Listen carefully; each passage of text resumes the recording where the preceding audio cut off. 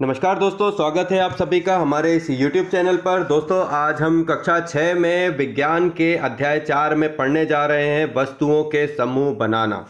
दोस्तों, आज का जो चैप्टर है उसमें साइंस के पोर्शन का 4th चैप्टर हमें ये बताएगा कि वस्तुओं के समूह को किस तरीके से बनाया जाता है। हम ये एनसीईआरटी के तारतम्य को आगे बढ़ा रहे हैं और ये एनसीईआरटी का तारतम्य लगातार जारी रहेगा जब तक हमारे पूरे सेशन कंप्लीट नहीं हो जाते। तब तो आप सभी लोगों से एक निवेदन है कि हमारे साथ बने रहिए, हमारे इस चैनल के साथ बने रहिए, ताकि हम आप तक ये पूरे जो एनसीईआरटी का जो हमने अभी सेशन चालू किया है वो कम्प्लीटली आप तक पर डे टू डे आप तक पहुंचा सकें। तो एक बार फिर से स्वागत करता हूं आप सभी लोगों का।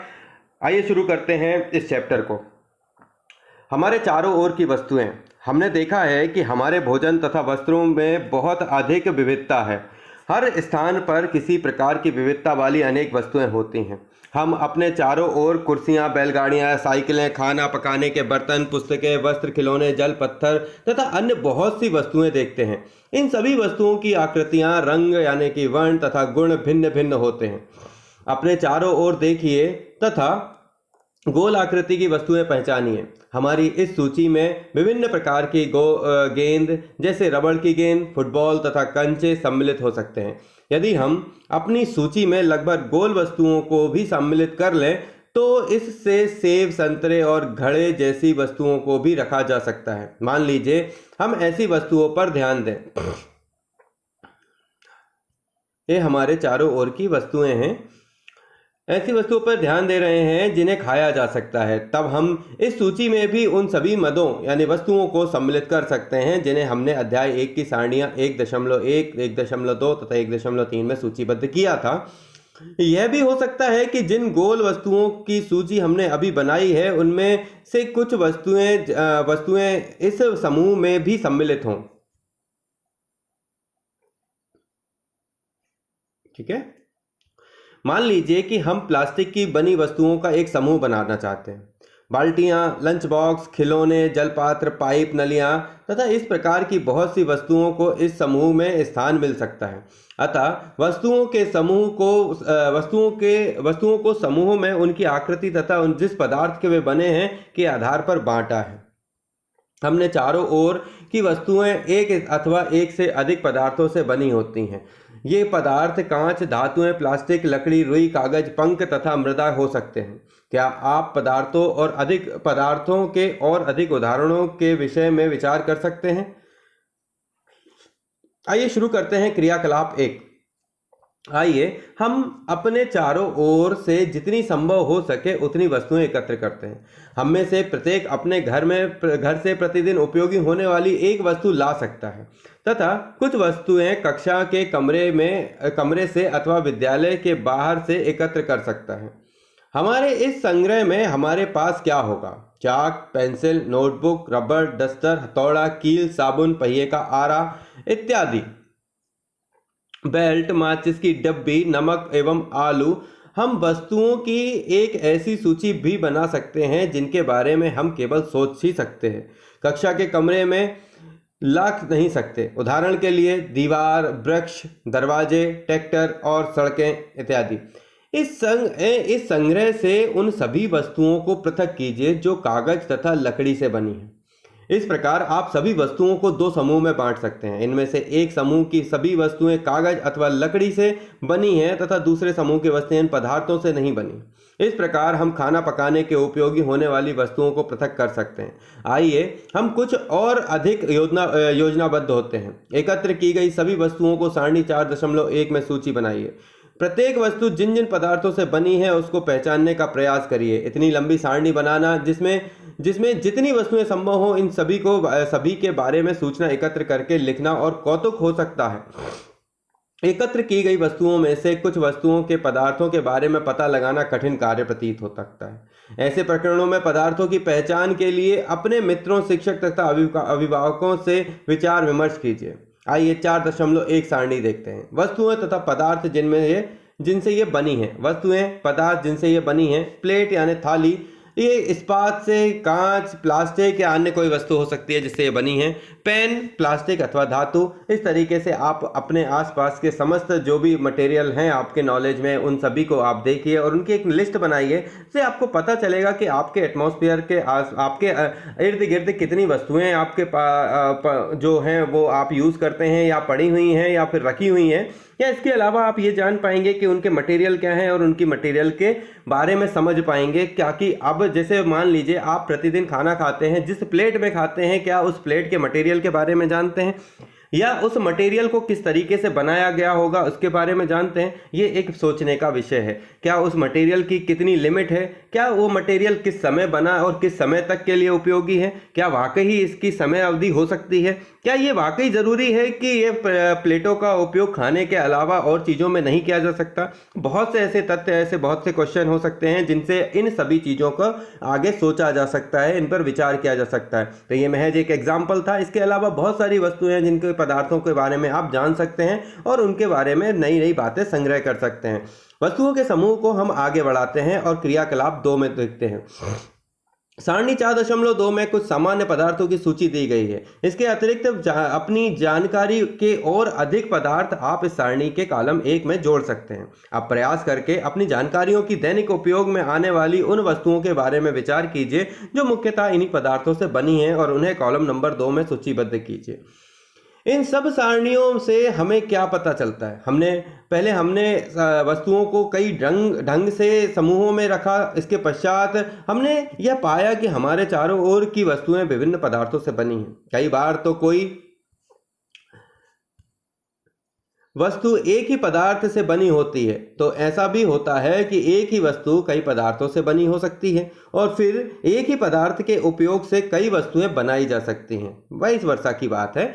यह कैसे निश्चित किया जा सकता है कि किसी दी गई वस्तु को बनाने के लिए कौन सा पदार्थ उपयोग किया जाना चाहिए? ऐसा लगता है कि अभी हमें विभिन्न पदार्थों के बारे में और अधिक जानकारी प्राप्त करने की आवश्यकता है। आइए जानकारी लेते हैं सारणी 4.2 की। समान पदार्थ से बनी वस्तुएं, विभिन्न प्रकार की वस्तुएं, पदार्थ और इन पदार्थों से बनी हुई वस्तुएं।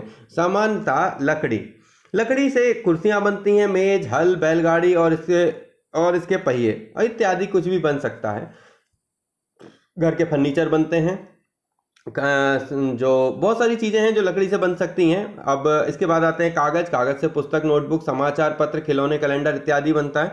इसके अलावा और भी जो चीज़ें हैं आपके इर्द गिर्द, जैसे चमड़ा, प्लास्टिक, रुई, ठीक है। तो ये सब चीज़ों के बारे में आप जानकारी इकट्ठा करिए ताकि आपको पता चले कि वाकई में उस मटेरियल का पर्टिकुलरली क्या यूज़ है और वो आपकी लाइफ में क्यों ज़रूरी है। पदार्थों के गुण जानते हैं 4.2 में। क्या आपने कभी यह जानने का प्रयास किया है कि गिलास कपड़े का क्यों नहीं बनाया जाता?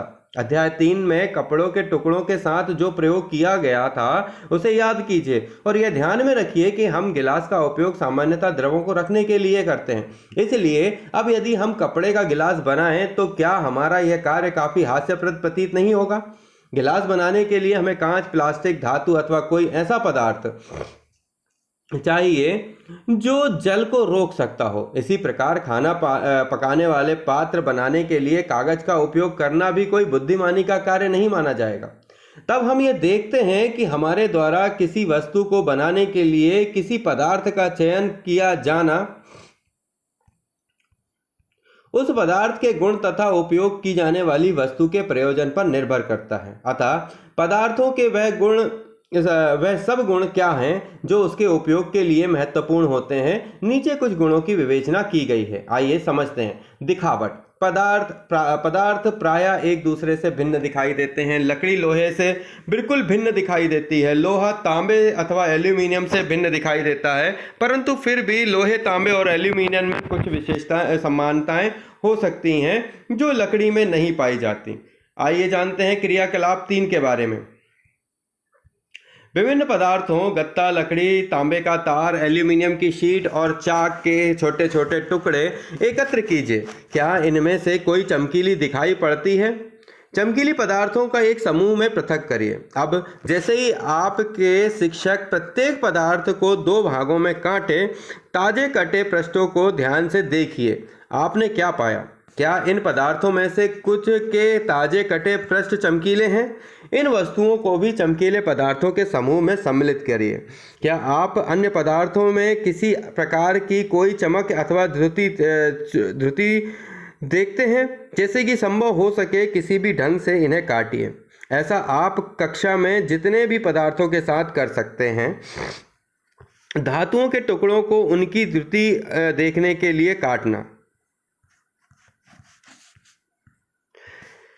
तथा ध्रुतिवान तथा ध्रुतिहीन पदार्थों की सूची बनाइए। काटने के स्थान पर आप पदार्थों के पृष्ठ को रेगमाल से या रगड़ कर यह देख सकते हैं कि वे ध्रुतिवान हैं अथवा नहीं। पदार्थ जिनसे इस प्रकार की ध्रुति होती है वे प्रायः धातु होते हैं। लोहा, तांबा, एल्यूमीनियम तथा सोना धातुओं के उदाहरण हैं। कुछ धातुएं बहुधा अपनी चमक खो देती हैं और ध्रुतिहीन निष्प्रभ दिखाई देने लगती हैं। ऐसा उन पर वायु तथा नमी की अभिक्रियाओं के कारण होता है, इसलिए हमें केवल ताजे कटे पृष्ठों पर ही ध्रुति दिखाई देती है। जब आप किसी लोहार अथवा वर्कशॉप में भ्रमण करें तो धातु की छड़ों के ताजे कटे पृष्ठों को देखने का प्रयास करें और यह देखें कि इनमें ध्रुति है अथवा नहीं। आइए दिखावट के बाद आते हैं कठोरता। जब आप विभिन्न पदार्थों को अपने हाथ से दबाते हैं तो उनमें से कुछ का दबना संपीड़न करना कठिन होता है और जबकि कुछ अन्य आसानी से संपीड़ित हो जाते हैं। धातु की एक चाबी लीजिए तथा इसमें लकड़ी, एल्यूमीनियम, पत्थर का टुकड़ा, कील, चाक, अन्य कोई पदार्थ अथवा वस्तु के पृष्ठों को खरोचने का प्रयास कीजिए। आप कुछ पदार्थों को आसानी से खरोच सकते हैं जबकि कुछ अन्य पदार्थों को इतनी आसानी से नहीं खरोचा जा सकता। वे पदार्थ जिन्हें आसानी से संपीड़ित किया अथवा खरोचा जा सकता है कोमल पदार्थ कहलाते हैं, जबकि अन्य पदार्थ जिन्हें संपीड़ित करना कठिन होता है कठोर पदार्थ कहलाते हैं। उदाहरण के लिए रुई अथवा स्पंज कोमल है जबकि लकड़ी कठोर है। दिखावट में पदार्थों के विभिन्न गुण हो सकते हैं जैसे ध्रुति, कठोरता, रूक्ष, खुरदुरा अथवा चिकना होना। क्या आप अन्य गुणों के बारे में सोच सकते हैं जो किसी पदार्थ की दिखावट का वर्णन करता है? इनके बारे में आप सेल्फ एक बार सोचिए। इसके बाद पढ़ते हैं आगे विलेय अथवा अविलेय के पदार्थों के बारे में। क्रियाकलाप 4। कुछ ठोस पदार्थ जैसे चीनी, नमक, चाक पाउडर, बालू, रेत तथा लकड़ी के बुरादे के नमूने एकत्र करिए। कांच के 5 गिलास लीजिए। प्रत्येक गिलास में लगभग 2/3 भाग में जल भरिए। पहले गिलास में कुछ मात्रा में चम्मच भरकर चीनी, दूसरे में नमक तथा इसी प्रकार शेष गिलासों में अन्य पदार्थ मिलाइए। प्रत्येक गिलास की अंतर वस्तु को चम्मच से विलोड़ित कीजिए। धीरे धीरे हिलाइए। कुछ मिनट तक प्रतीक्षा कीजिए। प्रेक्षण कीजिए और पता लगाइए कि जल में मिलाए गए पदार्थों का क्या हुआ। अपने प्रेक्षण को सारणी 4.3 के दर्शाए अनुसार नोट कीजिए। क्या लुप्त होता है और क्या नहीं। विभिन्न ठोस पदार्थों को जल में मिश्रित करना। पदार्थ नमक जल में पूर्णतः लुप्त हो जाता है। चीनी जल में पूर्णतः लुप्त हो जाती है। बालू लुप्त नहीं होती। चाक पाउडर लुप्त नहीं होता। लकड़ी का बुरादा लुप्त नहीं होता। परंतु अगर आप इसका परीक्षण करके देखेंगे तब आप इस चीज को बहुत अच्छे से समझ पाएंगे कि किस प्रकार ये विलेय हैं और किस प्रकार ये अविलेय नहीं है।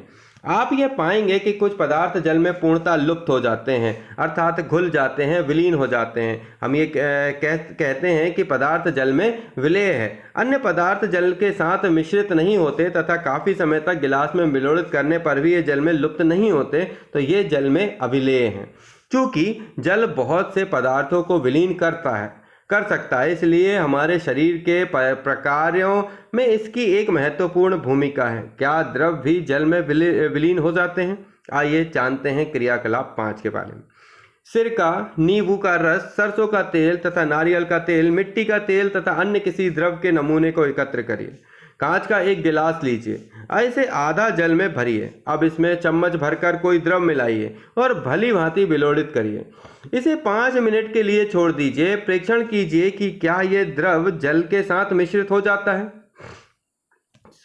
डायग्राम 4.5 चित्र 4.5 में कुछ द्रव जल में भली भांति मिश्रित हो जाते हैं जबकि बी कुछ नहीं होते।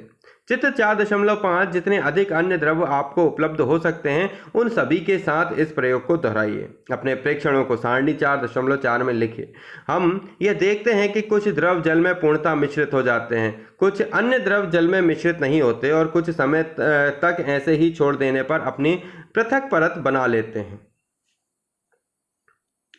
सारणी 4.4 कुछ सामान्य द्रवों की जल में विलेयता। सिरका भली भांति मिश्रित होता है। भली भांति मिश्रित होना और मिश्रित नहीं होना। नींबू का रस आप एक बार देखिए, ये जल में भली भांति मिश्रित होता है अथवा नहीं। सरसों का तेल, नारियल का तेल, केरोसिन इत्यादि। बूझो ये सुझाव देता है कि हमें यह भी जांच करनी चाहिए कि हमारे क्रियाकलाप 5 में जिन द्रवों का उपयोग किया गया था क्या जल के अतिरिक्त किसी अन्य द्रव में भली भांति मिश्रित हो जाते हैं। पहली ये जानने के लिए उत्सुक है कि क्या गैसें भी जल में विलीन हो जाती हैं। तो ये एक सोच है जिनके बारे में आपको सोचना है। कुछ गैसें जल में विलेय हैं जबकि अन्य नहीं हैं। सामान्यतः जल में कुछ गैसें थोड़ी मात्रा में विलीन होती हैं। उदाहरण के लिए जल में विलीन ऑक्सीजन गैस जल में रहने वाले जंतुओं और पादपों की उत्तरजीविका के लिए अत्यंत महत्वपूर्ण है। वस्तुएं जल में तैर अथवा डूब सकती हैं। क्रियाकलाप 4 करते समय आपने ध्यान दिया होगा कि जल में अविलेय ठोस जल से पृथक हो जाते हैं। क्रियाकलाप 5 में भी आपने कुछ द्रवों के साथ ऐसा ही देखा होगा। इनमें से कुछ पदार्थ जो जल में मिश्रित नहीं हो पाए वो जल के पृष्ठ पर आकर तैरने लगते हैं, अन्य डूबकर गिलास की तली में पहुंच गए थे। क्या यह सही नहीं है? हम ऐसे बहुत से उदाहरण देखते हैं जिनमें पदार्थ जल में तैरते रहते हैं अथवा डूब जाते हैं। किसी तालाब की सतह पर गिरी सूखी पत्तियां व कंकड़ जो आप इसी तालाब में फेंक देते हैं, शहद की कुछ बूंदें आप जिन्हें गिलास के जल में डालते हैं, इन सब का क्या होता है? बूझो यह चाहता है कि आप उसे जल में तैरने वाले तथा जल में डूबने वाले पदार्थों के 5 उदाहरण दें। अन्य द्रवों जैसे तेल में यही पदार्थ तैरते हैं अथवा डूब जाते हैं। इसे देखने के लिए आप किस प्रकार परीक्षण करते हैं ये सोचिए। पारदर्शिता। आपने लुका छिपी का खेल खेला होगा। उन स्थानों के बारे में विचार करिए जहां आप खेलते समय ये छिपना चाहेंगे ताकि आप दूसरों को दिखाई ना दें। आपने इन स्थानों को ही क्यों चुना? क्या आपने कभी शीशे की खिड़की के पीछे छिपने का प्रयास किया है? स्पष्ट रूप से नहीं, क्योंकि ऐसा करने पर आपका मित्र शीशे से देखकर आपका पता लगा लेगा। उन पदार्थों अथवा सामग्रियां जिनसे होकर वस्तुओं को देखा जा सकता है उन्हें हम पारदर्शी कहते हैं। जल, कांच, वायु तथा कुछ प्लास्टिक पारदर्शी पदार्थों के उदाहरण हैं। प्रायः दुकानदार बिस्किट, मिठाइयाँ तथा अन्य खाद्य पदार्थों को कांच अथवा प्लास्टिक के पारदर्शी पात्र में रखना अधिक पसंद करते हैं ताकि खरीदार इन चीज़ों को आसानी से देख सकता है। ठीक है, देखिए इससे समझ में आ रहा होगा। जैसे मान लीजिए कि एक कागज़ है, उस कागज़ पे अगर आप ऑयल लगा देते हैं तो ऑयल लगाने के बाद वो क्या हो जाता है? पारदर्शी हो जाता है। मुखावरण अपारदर्शी, पारदर्शी और पारभासी, आप जानते हैं इनके बारे में। इसके विपरीत कुछ ऐसे पदार्थ भी हैं जिनसे होकर आप वस्तुओं को नहीं देख सकते। इन पदार्थों को अपारदर्शी कहते हैं। आप यह नहीं बता सकते कि बंद लकड़ी के बॉक्स, गत्ते के डब्बे तथा धातु के पात्र के भीतर क्या रखा है। लकड़ी, गत्ता तथा धातुएं अपारदर्शी पदार्थों के उदाहरण हैं। क्या अब हम यह समझते हैं कि हम बिना किसी भ्रांति के सभी पदार्थों और वस्तुओं को पारदर्शी अथवा अपारदर्शी के समूह में समूहित कर सकते हैं? तो ये एक सिंपल सा टास्क है जिसे आप कर सकते हैं। क्रियाकलाप 6 देखते हैं। कागज की एक शीट लीजिए, इससे होकर किसी प्रदीप्त बल्ब को देखिए। इस संबंध में अपने प्रेक्षण नोट कीजिए। अब कागज की शीट के बीच में 2 से 3 बूंद खाने के तेल या मक्खन डालकर इसे फैलाइए। कागज के उस भाग से जहां तेल फैला है प्रदीप्त बल्ब को दोबारा ध्यान से देखिए। अब आप क्या देखते हैं? क्या आप यह पाते हैं कि अब बल्ब हमें पहले की अपेक्षा और अधिक स्पष्ट दिखाई देता है? परंतु क्या आप इस चिकने कागज से होकर प्रत्येक वस्तु को पूर्णतः स्पष्ट देख लेते हैं? कदाचित नहीं। ऐसा पदार्थ जिनमें होकर वस्तुओं को देख तो सकते हैं परंतु बहुत स्पष्ट नहीं देखा जा सकता है, उन्हें पारभासी कहते हैं। कागज पर लगे उस तेलीय धब्बे को याद कीजिए जिसका उपयोग हमने खाद्य पदार्थों का वसा के लिए परीक्षण करने में किया था। वह भी पारभासी ही था। आप क्या आप पारिभाषिक पदार्थों के कुछ और उदाहरणों पर सोच विचार कर सकते हैं? अतः हम पदार्थों को अपारदर्शी, पारदर्शी तथा पारभासी के रूप में 3 समूहों में बांट सकते हैं। पहेली किसी अंधेरे वाले स्थान पर टॉर्च के कांच को हथेली से ढकने का सुझाव देती है। टॉर्च का स्विच ऑन करके हथेली के दूसरी ओर प्रेक्षण कीजिए। वह यह जानना चाहती है कि क्या आपकी हथेली अपारदर्शी है, पारदर्शी है अथवा पारिभाषी है।